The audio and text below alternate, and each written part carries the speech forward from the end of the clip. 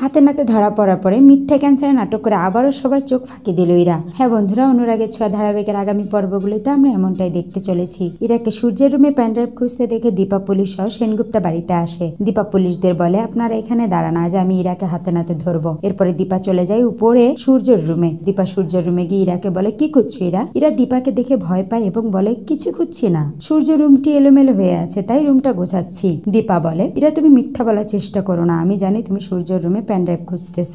কিন্তু ইরা তা স্বীকার করে না। তখন দীপা সূর্যের রুমে লাগানো ক্যামেরাটি নিয়ে বলে, আমি এই ক্যামেরাটি সূর্যের রুমে সেট করেছি, আর এই ক্যামেরাটির সাহায্যে আমি দেখেছি তুমি সূর্যের রুমে প্যানড্রাইভ খুঁজছো। তখন ইরা দীপাকে বলে, তুমি মাঝরাতে একজন স্বামী স্ত্রীর রুমে ঢুকে এত কথা কেন বলছো? দীপা বলে, তোমাকে আমার প্রথম থেকে সন্দেহ হয়েছে, কিন্তু কোনো প্রমাণ ছিল না বলে তোমাকে ধরতে পারিনি। আজ আমার কাছে প্রমাণ আছে, আজ আর তুমি বাঁচতে পারবে না। আমি জানি তুমি এই প্যানড্রাইভটির জন্য সেনগুপ্ত বাড়িতে আসছো। কি আছে এই প্যানড্রাইভের যার কারণে তুমি সূর্যের এই অবস্থা করে রেখেছো? এদিকে সূর্য রুম থেকে দীপার নিচে আসতে লেট হওয়ার কারণ সবাই ভাবে ইরা কি দীপার কোনো ক্ষতি করেছে। একটু পরে দীপার নিচে আসে এবং পুলিশের কাছে ক্ষমা চেয়ে বলে, আমার একটু ভুল হয়েছে, আসলে ডাক্তারবাবুর রাতের ওষুধটা আমি ইরাকে দিতে ভুলে গেছি, তাই ইরাকে ডাক্তারবাবুর ওষুধটি দিতে এসেছি। তখন দীপার বাবা বলে, আমি শুনেছি এরা পেনড্রাইভের কথা বলছে। দীপা বলে, আমরা সবাই ইরাকে ভুল বুঝেছি, ইরা এইখানে ডাক্তারবাবুর ক্ষতি করতে আসেনি। একটু পরে ইরা নিচে আসে এবং সবাইকে বলে, আমাকে যারা কিডন্যাপ করেছে তারা কয়েকদিন আগে আমাকে ফোন করে থ্রেট করেছে। তারা আমাকে ফোন দিয়ে বলে তাদেরকে প্যানড্রাইভটি না দিলে তারা সূর্য